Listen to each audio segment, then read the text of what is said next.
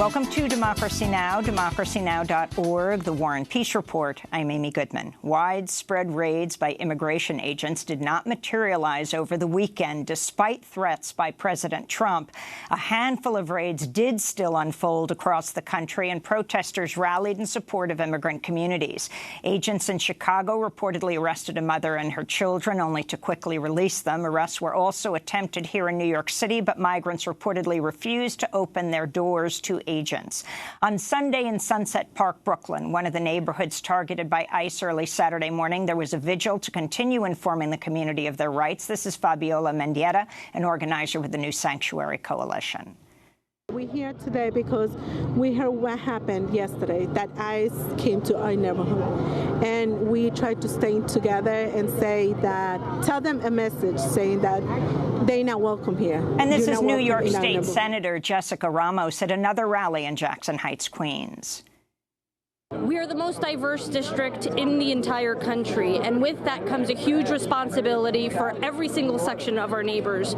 So for our undocumented neighbors, we're out here trying to show solidarity, making sure that people understand their rights. Here in Jackson Heights, we always band together to protect each other, and no one, not even the President of the United States, is going to mess with our neighbors. Authorities say more raids are planned this week. We'll have more on the story after headlines. Vice President Mike Pence defended conditions for detained migrants after visiting 2 detention facilities in Texas Friday. Every family that I spoke to told me that they were being well cared for, and different than some of the harsh rhetoric that we hear from Democrats on Capitol Hill. Our Customs and Border Protection are doing their level best to provide compassionate care to these families in a manner the American people would expect.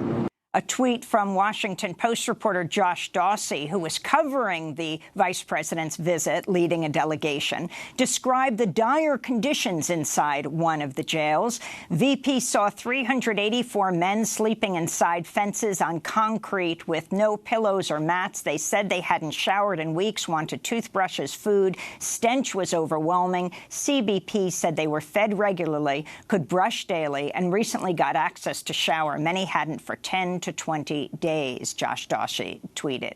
Meanwhile, a new report from the House Oversight Committee released Friday found at least 18 migrant children under the age of 2 have been separated from their families at the border as part of Trump's zero-tolerance family separation policy. This included 9 infants under the age of 1.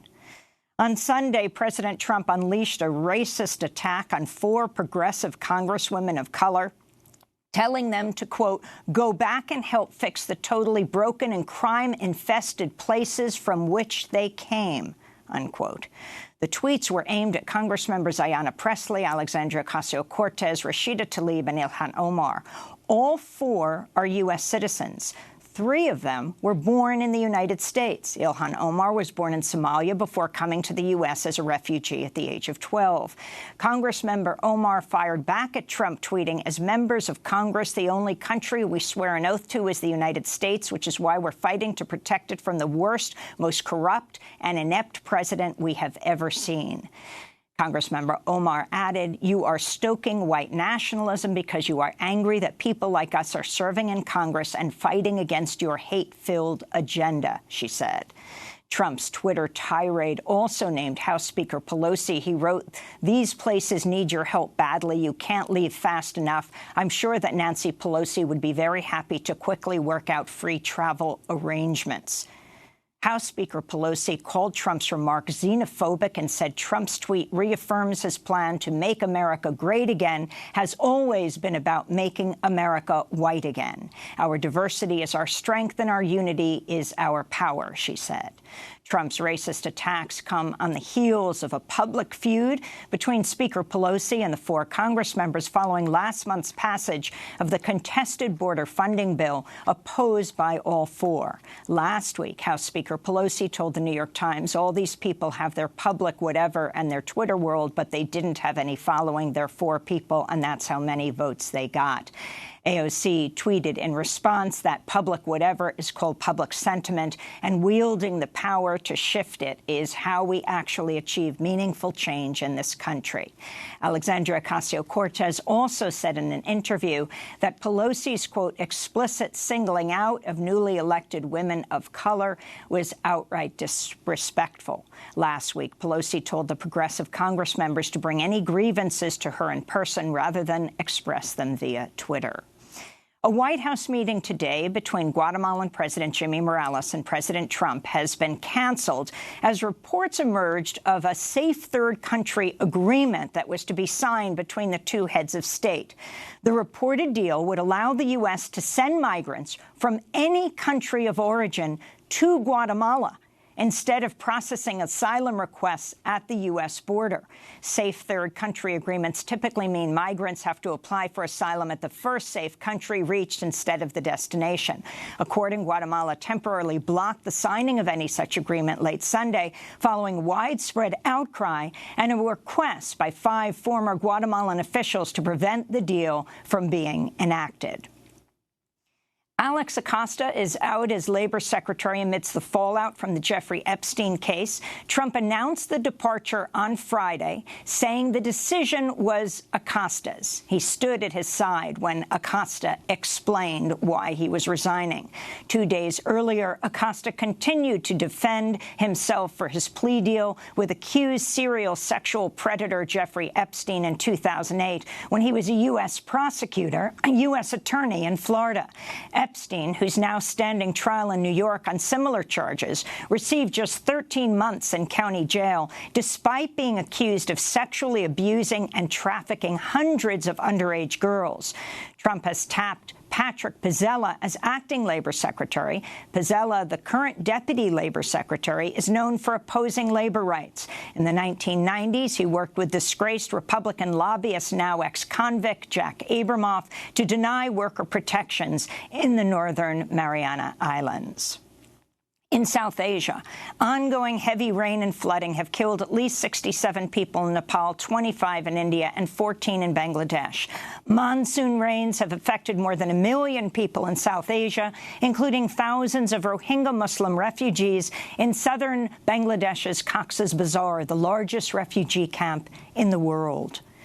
The Tunisian Red Crescent says the bodies of all 82 missing people who were on board a migrant ship that sank off its coast earlier this month have been recovered. The boat was heading to Europe from Libya. Tunisian fishermen initially rescued 4 of the boat's passengers, but 1 later died in hospital. According to the International Organization for Migration, at least 426 people have drowned attempting to cross the Mediterranean so far this year, while thousands have been returned to migrant jails in Libya. In Algeria, protesters took to the streets Friday for the 21st straight week to call for the establishment of independent civilian-led institutions to oversee upcoming elections. The regime has to fall and we will build another Algeria, free and independent, an independent justice, an independent regime, and an independent president. To build a country with an independent economy. We rule our country. We are she needs to hear all the sides. Longtime President Abdelaziz Bouteflika resigned in April amidst the popular uprising. Elections planned for July 4th were canceled after protesters said they would be controlled by the army and politicians from the ruling elite. The interim president, Abdelkader Ben Salah, who's backed by the military, remains in power despite his mandate having expired last week. In Ecuador, members of the indigenous Guarani tribe celebrated as a court upheld a ruling barring the government from selling land in the Amazon to oil companies. The Guarani argued they had not been consulted over the government's plans to auction off their ancestral lands. The historic ruling could set a precedent for other indigenous groups fighting exploitation of their lands. This is Guarani activist Namante Nankimo. And this victory means that our Guarani people and the future generations, the children, our children, we live healthy and without contamination. And that also means to the world that we contribute to the air that you breathe, which is from the Amazon.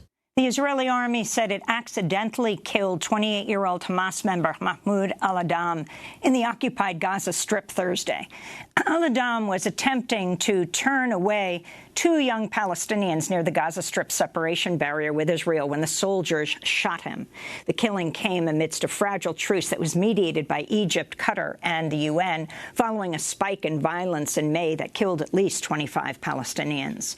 In Somalia, gunmen killed a reported 26 people after they stormed and took siege in a hotel in the southern port city of Kismayo. The dead include Kenyans, Americans, and a Briton, as Tanzanians as well as at least two journalists and a candidate for August regional elections. The victims also included Somali-Canadian journalist and popular social media figure Hodan Nalaya, who focused on covering the beauty of her native country and its people. She moved back to Somalia just last year after 30 years away. She was pregnant and had two children. President Trump withdrew from the 2015 Iran nuclear deal to spite President Barack Obama. This according to a newly leaked memo written by former British ambassador to the U.S. Kem Darroch in 2018. Ambassador Darroch called the move diplomatic vandalism motivated by ideological and personality reasons. Darroch stepped down from his position last week amidst fallout from earlier leaks in which he called Trump inept, insecure, and incompetent. In more news about Iran, Britain has said the oil tanker they seized off the coast of Gibraltar would be released if Iran guaranteed it was not heading to Syria, a violation of European sanctions. Meanwhile, President Hassan Rouhani has reiterated that he is ready to talk if harsh sanctions are lifted and the U.S. agrees to return to the landmark deal, which was deemed to be effective before the U.S. pulled out last year. Back in the U.S., the House voted along party lines to pass the $733 billion National Defense Authorization Act Friday. 27 Republicans joined with a majority of Democrats to pass an amendment to the act, restricting Trump's ability to launch a military strike on Iran without the approval of Congress. The Senate rejected such an amendment last month. The Senate and House defense bills must now be reconciled, making the fate of the bipartisan House amendment uncertain. Hurricane Barry was downgraded to tropical storm as it continues its path across Louisiana and neighboring states. Authorities warn the risk of dangerous storm surges and flash flooding remain high, but said the impact could have been much worse. Over 150,000 customers lost power in parts of Louisiana Sunday, while torrential downpours and flooding ruined homes and businesses in some areas. And celebrated union leader Hector Figueroa died Thursday at his home in Queens, New York, at the age of 57. Figueroa was the president of Local 32BJ of the Service Employees International Union, representing over 170,000 building cleaners, security guards, doormen and women, and airport workers.